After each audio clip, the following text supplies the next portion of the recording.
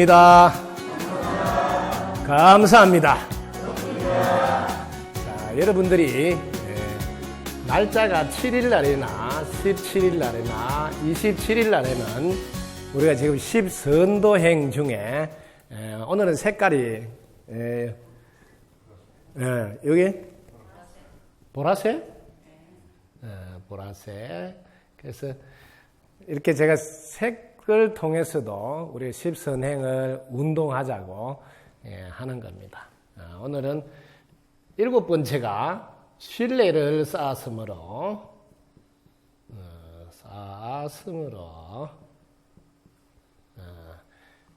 계속해서 도움받았습니다. 여러분들이 세상을 살고 있는 한은 분별심으로 살 수밖에 없습니다. 여러분들이 분별심을 내어서 살고 있는 한은 이 인과 의 룰을, 법칙을 벗어날 수가 없습니다. 그래서 여러분들이 계속해서 도움을 받고 싶은 분이라면 신뢰를 반드시 쌓으시기 바랍니다. 여러분이 장사를 하든 사업을 하든 대인관계에서도 내가 계속 도움을 받고 싶으면 신뢰를 쌓아야 됩니다. 신뢰를. 이게 우리가 사는 이 세계에서는 이 법칙이 늘 적용됩니다. 변하지 않는 법칙이라 해서 이걸 진리라 그러기도 하고 줄여서 법이라고도 그럽니다. 항상 이게 법칙, 즉 법을 믿고 의지하시면 여러분이 원하는 것은 무조건 다 이룰 수 있습니다. 자, 부모 자식 간에도 계속 부모의 도움을 받고 싶다면 자식이 신뢰를 쌓아야 됩니다. 부모 자식 간에도 신뢰를 쌓지 않으면 부모님이 더 이상 돕고 싶은 마음이 일어나지 않습니다. 하물며 다른 사람은 오죽하겠어요? 신뢰를 쌓지 않는 사람에게 누가 계속해서 도움을 주겠습니까? 그래서 여러분들이 반드시 신뢰를 쌓아야 된다는 것을 놓치지 마십니다. 어떤 분야에서 무슨 일을 성공하고 싶은 사람이라면 꼭 신뢰를 쌓아서 계속 도움을 받으시기 바랍니다. 그러면 하시는 일은 반드시 잘 될 겁니다. 저도 지금 불사하고 있지만 제가 여러분들에게 신뢰를 잃게 되면 아마 효신사를 방문하지도 않을 뿐만 아니라 지금까지 돕던 분들도 아마 돕고 싶은 마음이 안 생길 겁니다. 이게 7일날, 17일날, 27일날 잊지 말고 이런 생각을 대세게 보고 실천에 옮길 수 있도록 10선도 운동을 하고 있습니다. 뭐 이해가 잘 안 되지는 않죠? 실천하시겠죠? 네. 박수 한번 치세요. 네.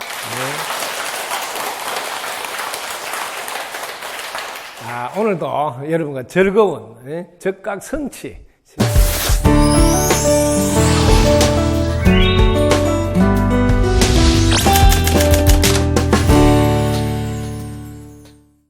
스님, 우리 속가에서는 음력 7월 달에 벌초를 하고 10월 달이면 시제를 지낸다고 그러는데 우리 불교에서는 6월 백중에 조상에 대한 제를 지낸다고 합니다. 어떤 유래가 있고 어떤 차이가 있는지 알고 싶어서 질문드립니다.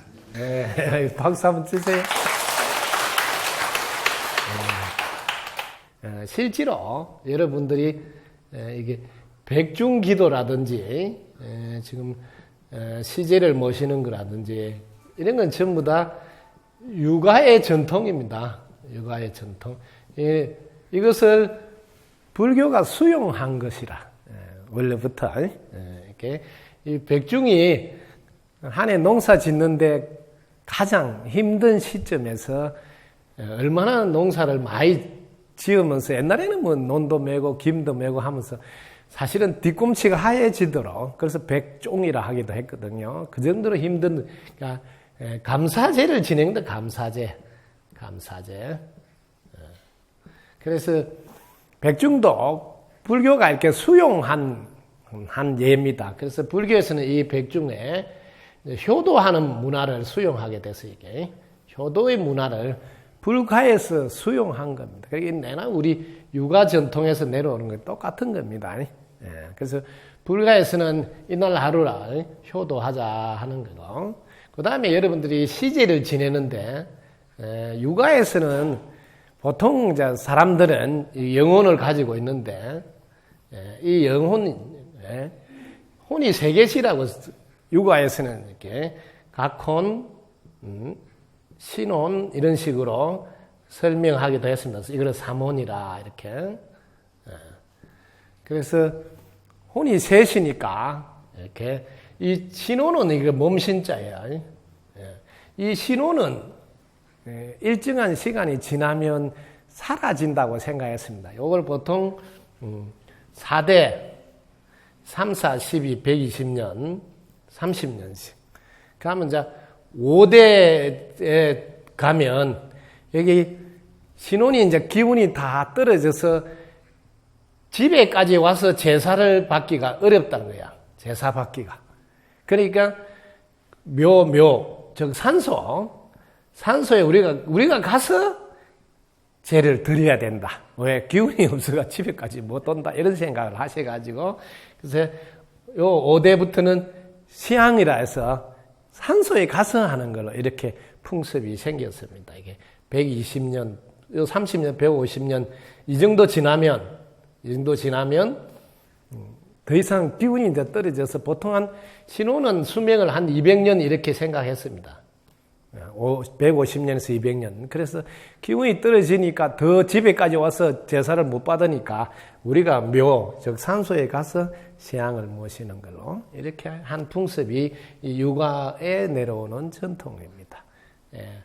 백중이나 시제 모시는 거나 다 똑같아요. 근데 왜 지금쯤 이렇게 산소 이게 벌초라 그러죠? 벌초를 왜 이 시기에 하는가 하면 지금 이제 여러분들 추석이 다가오잖아요.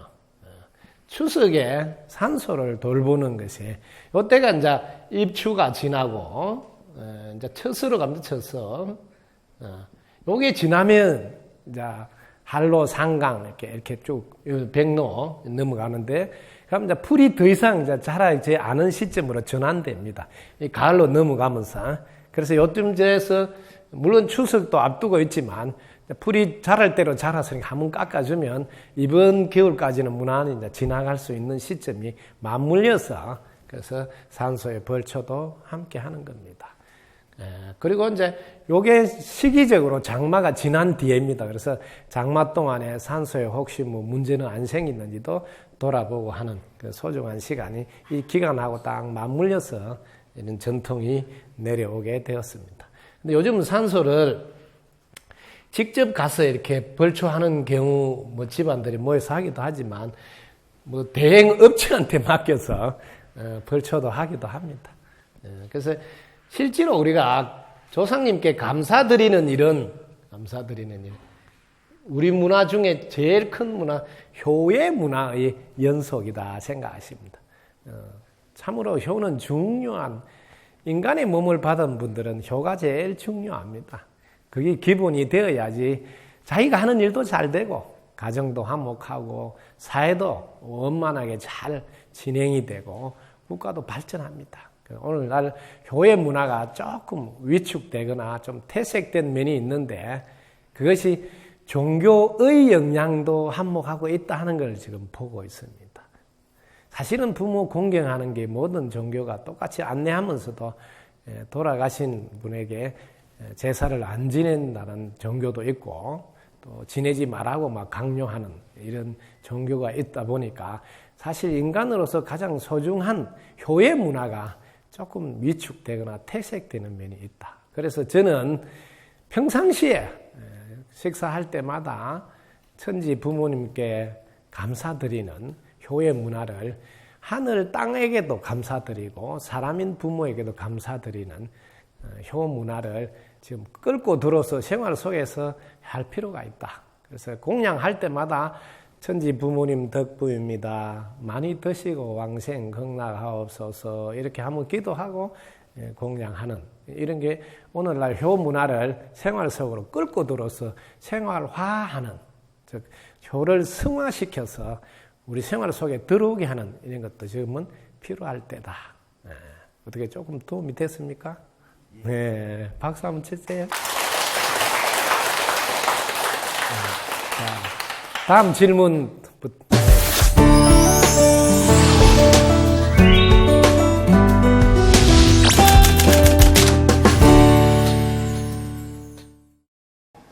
스님이 멀리 그 강원도 춘천까지 오셔서 저희 어머님 좋은 말씀 해주시고 보내는데 좋은 곳으로 보내주시도록 기도 많이 하셔주셨는데 감사드리고요.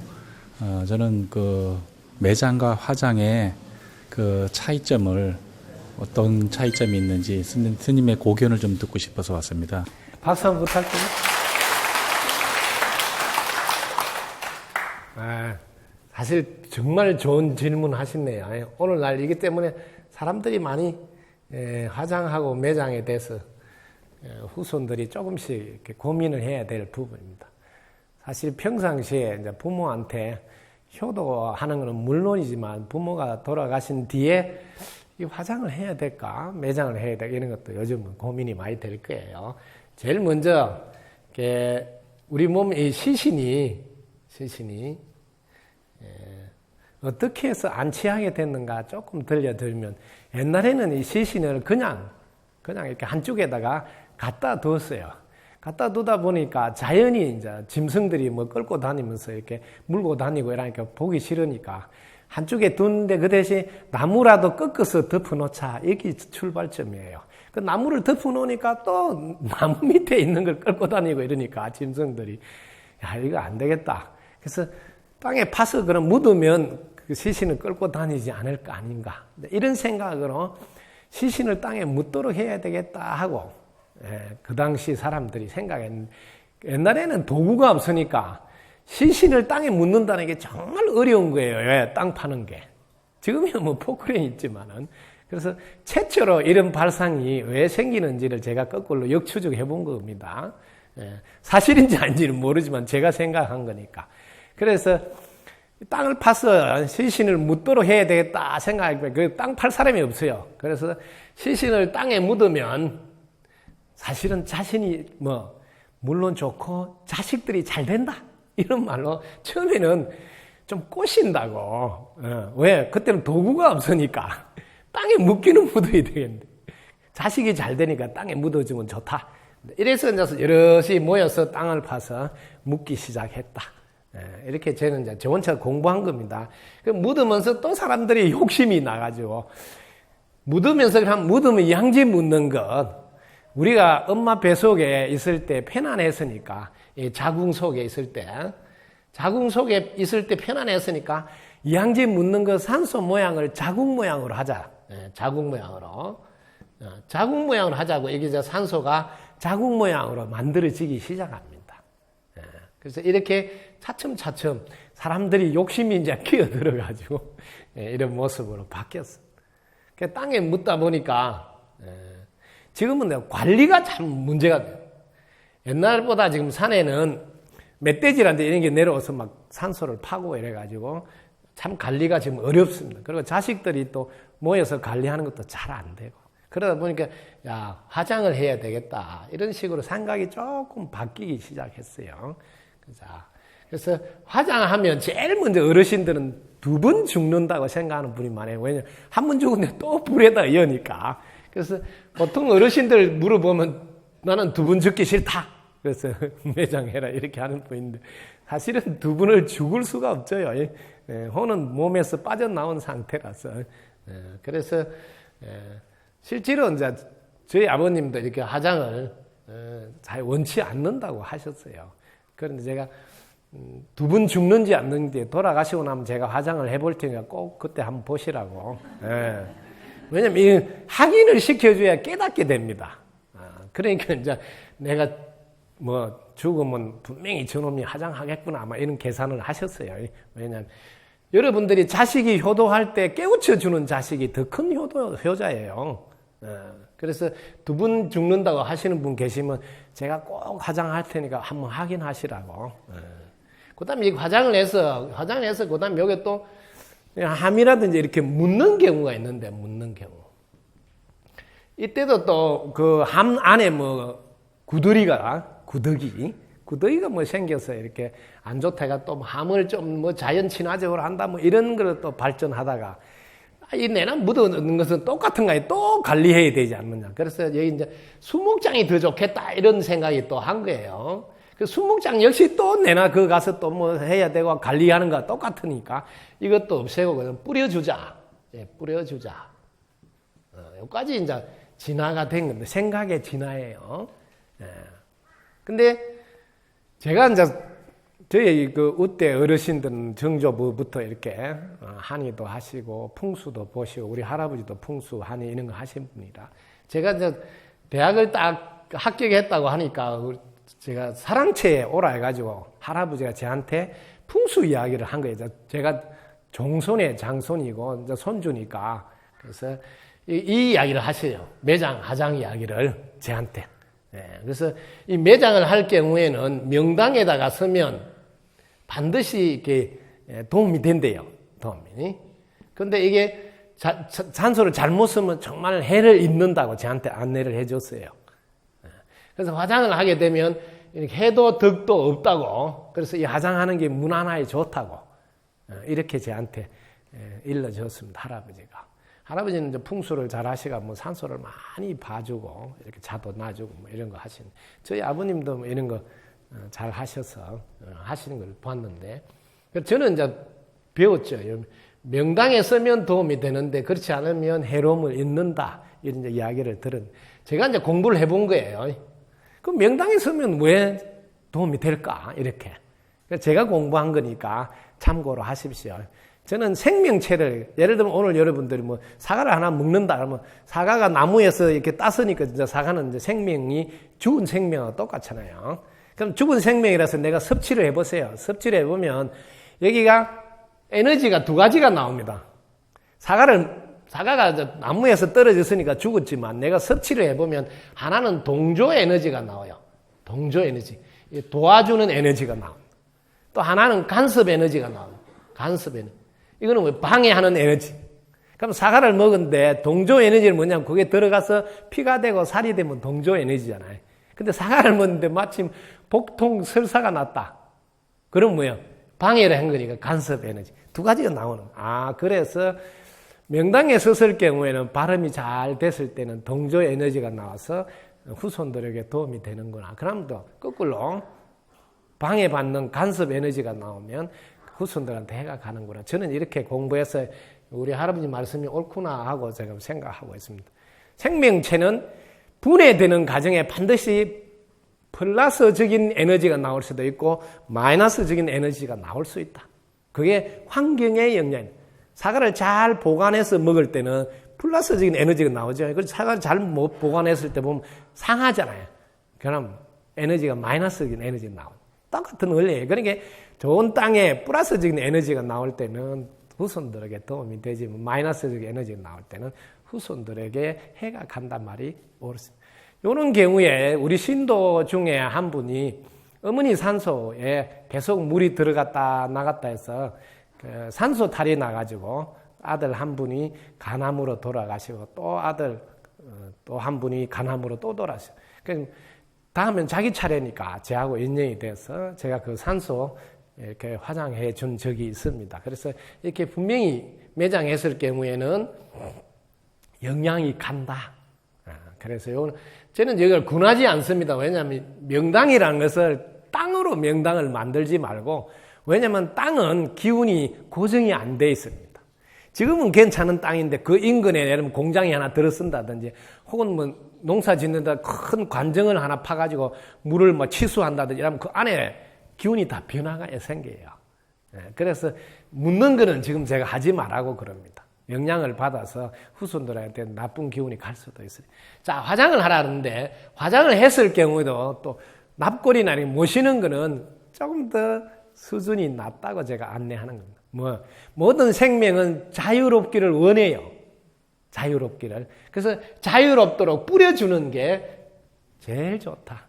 저도 어제 우때 산소들을 제가 뿌려주고 하는데, 뿌려주는 방법은 그냥 이렇게 물에는 요즘 띄우면 안 됩니다. 물에는 국가에서 법적으로 못하게 돼 있고, 그냥 자기 보통 조상 산소들 있는 데 가서 이렇게 뿌려주기도 하는데, 밥을 만들어서요. 보리밥이든 매밥이든 조를 하든 밥을 지어서 그 밥하고 화장한 그 가루를 이렇게 묻혀서 이렇게 뿌려놓으면 새들이 다 주워 먹어서 깨끗하게 이렇게 없어집니다. 저도 그런 방법으로 우리 조상님들 해드렸거든요. 그래서 화장을 이야기했다면 뿌려주는 쪽까지는 가야 되지 않느냐. 근데 이제 지금 아직도 애들이 사춘기라든지 좀 어리다면 자기 이제 부모를 찾을 수도 있잖아요. 보고 싶어서.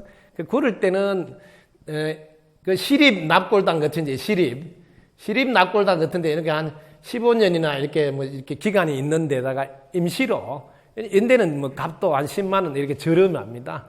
왜냐하면 애가 클 동안만이라도 부모가 보고 싶어서 할 때 달려가서 부모와 대화를 혼자서 나눌 수 있는 이런 기회는 참고로 줄 필요가 있는 집도 있습니다.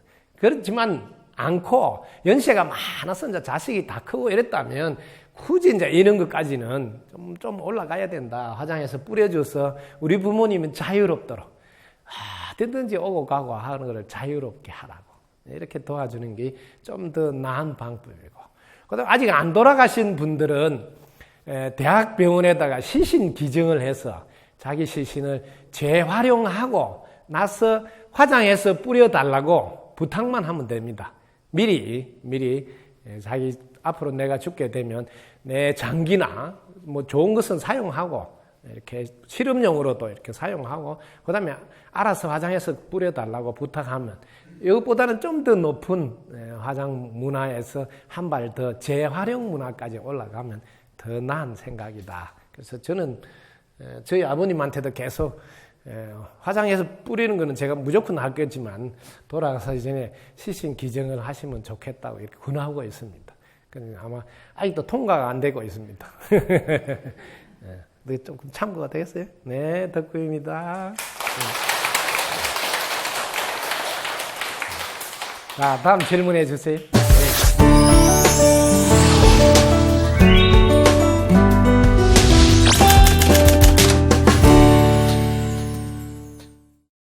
요즘 현대인들이 산순간에 화를 못 이겨서 많은 문제들을 야기시키고 있는데, 화는 어떻게 해서 생기는 것이며 또 어떻게 다스려야 하는지 궁금해서 질문 드립니다. 감사합니다. 박수 한번 주세요. 지금 화 다스리는 거는 제가 안내하는 거는 제가 해본 방식을 안내하니까 저보다 더 좋은 방법을 안내하는 분들도 계실 겁니다. 그런 걸 또 참고로 하십시오. 저는 제가 지금 안내하는 건 제가 다 공부해 본 거 이야기하는 겁니다. 저는 이렇게 했습니다. 화가 났을 때 왜 화가 나는가? 왜? 제일 먼저 이렇게 했습니다. 저는 상대방 때문에 화가 났는가? 이렇게 제가 공부를 해봤습니다. 그 상대방 때문에 화가 났는가? 그 다음에 나 때문에 화가 났는가? 이렇게 먼저 딱 들여다 보십시오. 상대방 때문에 화가 났다고 이쪽으로 답을 내리면 자기는 어떻게 할 수가 없다. 왜냐하면 열쇠가 상대방한테 있게 됩니다. 이러면 자기는 어떻게 할 수가 없습니다. 상대방이 어떻게 해줘야 되니까. 열쇠가 나한테, 나 때문에 화가 났다. 그럼 나 무엇이 화를 나게 했는가 하면 내가 바라는 게 있어요. 상대방이나 자기 자신한테. 바라는 것이 있을 때, 이 바라는 대로 안 될 때, 안 될 때. 제가 공부한 방법입니다. 저는 내가 왜 화가 나나 보니까 내가 바라는 대로 안 되니까 화가 나더라고. 그 어떤 것은 상대방이 내 바라는 대로 안 해서 화가 날 때도 있고, 내 자신이 내가 요구하는 선까지 못 올라갈 때 그 역시 바라는 건데 화가 나더라고요. 그래서 이 바라는 대로 안 됐을 때 화가 나. 그래서 저는 화를 다스릴 때 또 내가 바래서 화가 났구나. 이렇게. 또 내가 바래서 화가 났구나. 이렇게 딱 하면 화가 멈춥니다. 왜? 원인이 자기한테 있으니까. 자기한테 원인이 있다는 걸 아는 건 정말 중요합니다. 그 다음에 여기서 한 발 더 가시라고 권합니다. 왜? 뿌리를 뽑으시라고, 뿌리를 뽑으라고. 그럼 뭐, 자, 이 바라는 게 원인인데, 여기서 더 들어가 보자고. 내 바라는 걸 해주려고 상대방이 같이 살까? 내 바라는 걸 해주려고 상대방이 이 세상에 태어났을까? 이런 생각 한번 해보시라고. 저는 이 생각을 한 거예요. 누구도 내가 바라는 거 해주기 위해서 태어나거나 존재하거나 같이 사는 게 아니구나 하는 걸 딱 알아버렸다 이 말이에요. 제가 이거 알고부터는 상대방에게 바라는 게 자꾸 줄어들기 시작한 거예요. 이건 중요합니다. 그리고 그걸 여러분들 10년쯤 지나보셔야 바닥이 됩니다. 바닥이. 왜? 방향을 이렇게 바라는 양을 자꾸 줄인다 이 말이에요. 바라는 양. 왜? 내 바라는 것을 해주기 위해서 상대방, 즉 부모도 자식도 형제도 부부도 같이 사는 게 아니다는 사실을 딱 보시라고요. 이때 되면 이제 바라는 거는 더 이상 하지 않고 밀어냈어. 다 밀어냈지. 이게 이제 바라밀이 됩니다. 바라는 걸 더 이상 하지 않는 상태까지 딱 밀어내고 나면 자기는 바라밀 행위 됩니다. 이때부터는 뿌리가 뽑혀졌으니까 화를 낼 일이 없어집니다. 그럼 화를 낼 일이 없으니까 다시는 스님은 화를 안 내느냐? 절대 그렇지 않습니다. 저는 화를 일부러 냅니다. 왜 그럴까요? 화라는 것은 이게 도구입니다. 도구. 이걸 잘 사용하면 효과가 많습니다. 여러분이 이 세상에 있는 것을 잘 사용하는 게 중요한 거지 그걸 없애는 게 중요한 게 아니다는 사실. 예를 들면 좋게 말을 했을 때, 좋게 타이랬을 때 그냥 고분고분 듣고 예 알았습니다 하고 잘 행동을 고치면 되는데 안 고칠 때가 있어요. 그럴 때는 화를 한번 팍 내줘야 됩니다. 그래야 뭐 무서워서 혹은 아이고 이러면 안 되는구나 하고 강한 자극이 감으로써 자기가 절제하는 데 도움이 될 때가 있어요. 그래서 저는 이걸 일부러 꺼내서 사용합니다. 자, 일부러 꺼내서 사용할 때는 잘 들어놓으세요. 내 안에 심장이 벌렁벌렁하지 않는다 사실 알았어요. 얼굴이나 표정은 뭐 화를 낸 것 같이 빡 하는데 내 심장은 고요하다고. 알겠습니까? 그때는 뭐 화를 진짜 사용하는 거다고요. 자기가 자기를 절제하거나 조절하지 못해서 막 저절로 올라오는 거하고는 틀린다. 알겠습니까? 이거는. 그래서 저는 화를 내지 마라 하지 않습니다. 화도 잘 사용하라고 준 것이니까 적절하게 필요할 때는 화를 잘 사용하시라고. 특히 부부간에도 부인이 너무 고분하니까 남편이 계속 그런 행동을 해도 괜찮은 줄 알고 쭉 그런 행동을 하는 남편도 계십니다. 그럴 때 한번 화를 확 내서 브레이크를 잡아주는 것도 꼭 필요합니다. 그럼 돌아보게 돼요. 이렇게 행동하면 안 되는구나 하는. 이런 거 여러분 알아두셔야 돼요. 왜? 이 세상 어떤 것도 필요해서 존재합니다.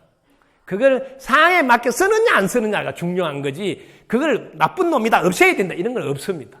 여러분 꼭 알아두시고. 그래서 화는 왜 나느냐? 내가 바라는 게 있었어. 내 바라는 게 해주려서 태어난 사람 아무도 없다는 걸 아시고 화날 때마다 아이고 또 내가 바라서 화가 났구나 화를 다스리고 또 바라는 걸 줄이다 보면 바라밀까지 갈 수 있습니다. 그때는 심장에서 벌렁벌렁하는 화를 안 내고 필요할 때 꺼내서 사용하는 화를 멋지게 쓸 수 있습니다. 도움이 됐어요? 네, 박수 한번. 자, 다음 질문은.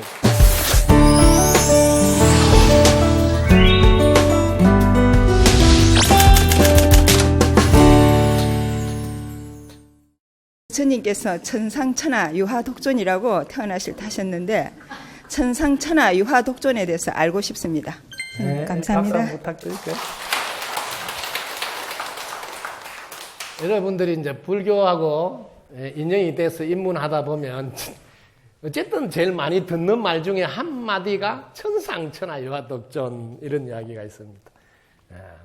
이 천상천하 유화독존을 천상 하늘 위에 천하 땅 하늘 땅에 천상천하 유아독존이다.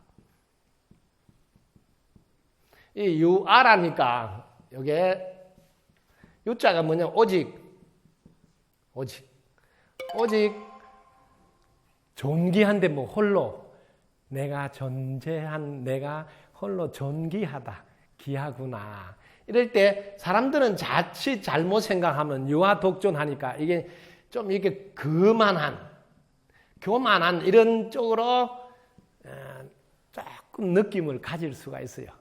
지가 뭐 최고다 이래 하는 느낌으로. 이거는 그런 뜻이 아니고 여러분들이 제가 쉬운 거 해볼게요. 달나라에서 지구를 한번 보시라고. 달나라에서 지구를 보면 이 지구가 한 덩어리예요. 아시겠죠? 이걸 쉬운 말 할게요. 한 몸이에요.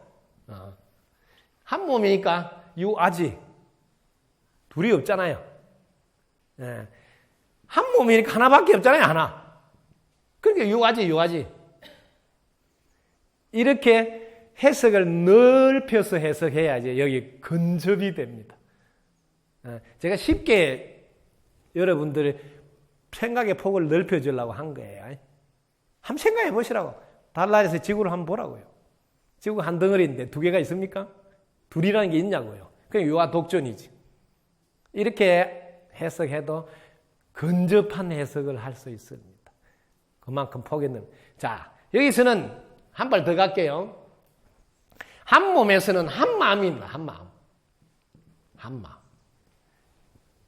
한 몸에서는 한 마음. 한 마음이니까 유아지, 유아독존. 여러분들이 달나라에서 지구를 보는 이런 거 말고 한번 해볼게요. 뭐 덕부입니다 하고 생각을 탁 내려놓아 보시라고. 분별하는 거를 탁 내려놓아요. 여러분, 자, 분별을 하지 않은 이거를 무분별이라고 그래요. 분별을 하지 않는 상태에 가면 유아독존으로 바로 들어가게 됩니다. 제일 쉬운 겁니다. 나는 모르겠다 하고 생각을 내려놓아 보세요. 그러면 그때는 전체가 하나로 탁 연결되는 자리로 갑니다. 그때는 전체가 하나니까 이거 전아라 그래. 전체가 다 하나가 되는 전아. 이걸 대아라 그래. 큰 나라 그래. 대아라 그래. 이때 유아독존임을 자기는 확인합니다. 이렇게 확인하는 방법. 아주 쉽게 확인합니다. 그런데 이렇게 안 하고 나가 있고 너가 있는 분별의식으로 유아독존을 한다면 이때는 전부 다 거만이나 교만이나 이렇게 지잘났다 하는 걸로 됩니다. 그게 어려운 분들은 제가 쉬운 거 해줬죠. 달나라에서 지구를 보면 지구는 한 덩어리니 어째 둘이 있겠느냐? 유아독존이지. 이렇게 해도 그나마 좀 비슷하게 짐작할 수 있을 거예요. 제가 도움이 됐어요? 감사합니다.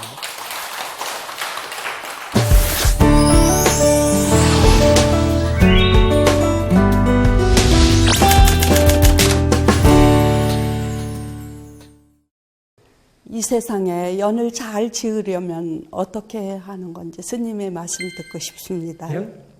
연을 잘 지으려면 어떻게 해야 되는지. 네, 박수 한번 부탁드릴게요.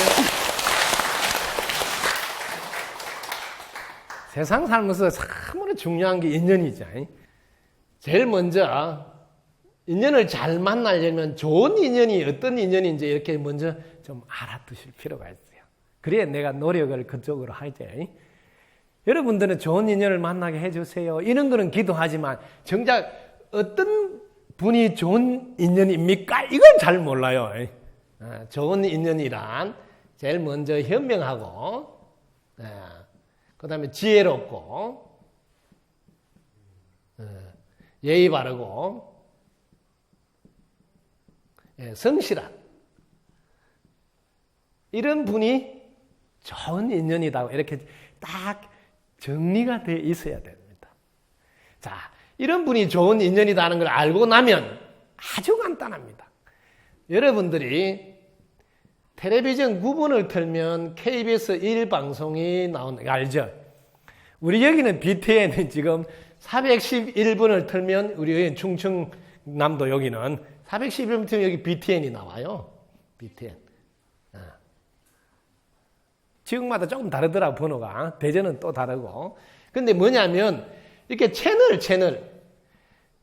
어디에다가 맞춰 놓으면, 그대로 이게 끌어당김의 원리와 같이 끌려온다고, 방송이. 예? 이렇게 인연이 온다, 이 말이야. 요걸 좀 알아두라고. 채널을 잘 맞추면 이렇게 인연이 온다는 걸 알아요. 그러니까 자기가 현명한 인연이 쫙 옵니다. 자기가 지혜로우면 지혜로운 인연이 쫙 오고, 자기가 예의 바르면 예의 바른 인연이 쫙 오고, 자기가 성실하면 성실한 인연이 쫙 오고, 이렇게. 좋은 인연을 만나는 것은 좋은 인연이 뭔지 내가 먼저 알고, 그 다음에 내가 먼저 좋은 인연이 되어주는 걸 해야 됩니다. 내가 먼저 좋은 인연이 되어주면 좋은 인연이 다 이렇게 내한테 오게 돼 있습니다.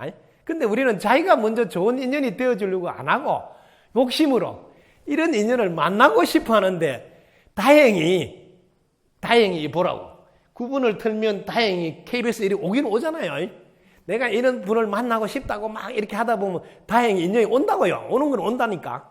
근데 이게 지속이 안 된다는 사실을 아시라요.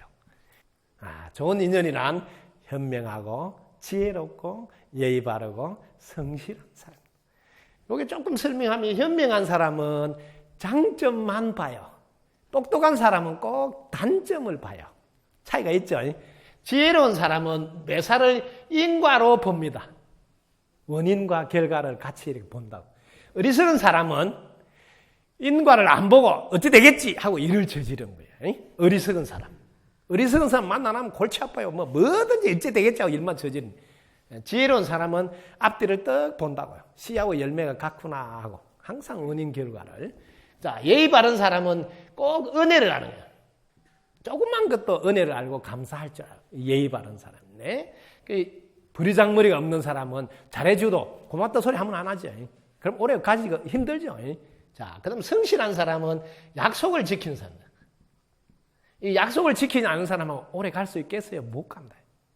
그래서 이렇게 내가 약속을 잘 지키는 성실한 사람이 되고, 내가 은혜를 잊지 않고 감사하는 사람이 되고, 내가 인과를 늘 살피면서 사는 지혜로운 사람이 되고, 내가 늘 그 사람의 장점을 보고 함께 가는 사람이 된다면 좋은 인연을 언제나 함께 할 것이고, 함께 하더라도 오래 지속될 것입니다. 도움이 됐어요? 박수.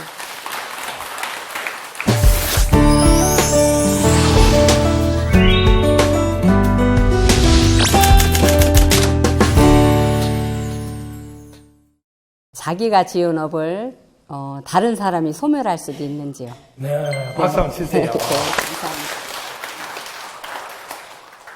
야, 자기가 지은 업은 다른 사람이 소멸할 수 있는가? 어때? 자, 이때 여러분들 주의할 점을 나와 너가 분리가 되었다. 분리가 되었다면 다른 사람이 죽었다 깨어나도 소멸할 수 없습니다. 출발점을 잘 보시라고요. 나와 너가 분리가 되었다면 절대로 소멸할 수 없습니다. 근데 나와 너가 분리가 된 게 아니고 연결되어 서로 연관이 맺어져 있다면 분명히 도움이 되겠죠. 영향이 미치겠죠. 그렇지 않겠습니까? 이렇게 발상을 해보시라고. 그래서 나하고 너는 분리되었다고 자기가 관점을 갖고 본다면 절대로 소멸할 수 없습니다. 그러나 너와 나는 둘이 아니라 분명 영향을 주고받음으로 업에도 영향을 미칠 수 있다. 예를 하나만 딱 들어서 해드릴게요. 절을 보라고, 절을. 제가 하는 거 보면 됩니다. 예를 들면 우리 대보살님이 저한테 막 한부도로 했다. 잘 보라고. 그러면 자기 업이잖아요. 자기가 지은 업. 막 스님한테 한부도로 했는데 스님 업장 소멸시켜줘서 덕부입니다 하면 대보살님한테 업이 갈까요? 안 갈까요? 업이 안 간다 이 말이에요. 오히려 뭐요? 저를 깨우쳐 주었으니까 복이 더 많이 가버린다. 이게 뭐예요? 서로 연결돼서 영향을 미치기 때문에 영향을. 그렇게 연을 잘 만나면요. 자기는 욕을 퍼본데도 내 업장 소멸시켜서 덕분입니다 하니까 그게 뭐예요? 업을 안 받게 됐다. 오히려 뭐 깨우쳐 줬다고 뭐 보너스가 간다. 보너스가. 아시겠어요? 이런 거를 여러분 보시라고. 그렇게 연을 잘 만난다는 게 정말 대단하다는 거지. 그는 연을 잘못 만나면 자기 잘 되라고 하는데도 꼭 엄마는 이럴 때 잔소리 해야 돼요. 잘 되라 하는데 잔소리 한다 생각한다는 거예요. 그러니까 얼마나 연이 중요한 거예요. 하늘 땅 차이예요. 그래서 우리가 연을 잘 만나려고 늘 뭐 궁합 보기도 하고 뭐 사주를 보기도 하고 하는 게 다 연 잘 만나면 하늘 땅 차이가 나니까. 그래서 여러분들이 스스로 차원이 높아졌으면 좋겠습니다. 나와 너는 분리가 되지 않는다. 둘이 아니고 연결돼서 영향을 주고받는, 즉 연관이 있는 사람이다 하고 딱 봐가지고 내가 잘하면 나를 만난 상대방들이 나로 인해서 업장도 소멸되고 오히려 복도 받고 덕도 쌓고 더 잘 살도록 해줘야 되겠다. 이런 마음을 가지신다면 지금 여러분들이 그 즉시 보살행하는 분이 됩니다. 설세의 제업으로 내가 이런 가보가 왔구나 하고 딱 알아차려서 업장 소멸시켜줘서 덕부입니다 할 줄 알고 그 순간 인과를 자기는 깨달게 돼요. 지어놓은 게 없으면 받지 않는 거라. 그러게 뭐예요? 바로 인과의 룰을 깨달으면 뭐예요? 깨우친 사람이 되는 거잖아요. 그렇게 여러분들이 자기 업을 자기가 지었지만 우리가 둘이 아닌 거로 상대가 업을 소멸할 수도 있다. 그러나 나와 너가 분리된 존재로 볼 때는 절대로 상대 업을 내가 대신 소멸할 수 없다. 두 가지를 다 말했어요. 왜? 어떻게 보느냐에 따라서 관점에 따라서 업을 소멸할 수도 있고 소멸할 수도 없다. 두 가지 다. 그게 우리가 세상을 보는 관점이 엄청 중요하다는 거죠. 보는 시각이 어떻느냐에 따라서 영향 미치는 게 전혀 다르다. 아시겠습니까?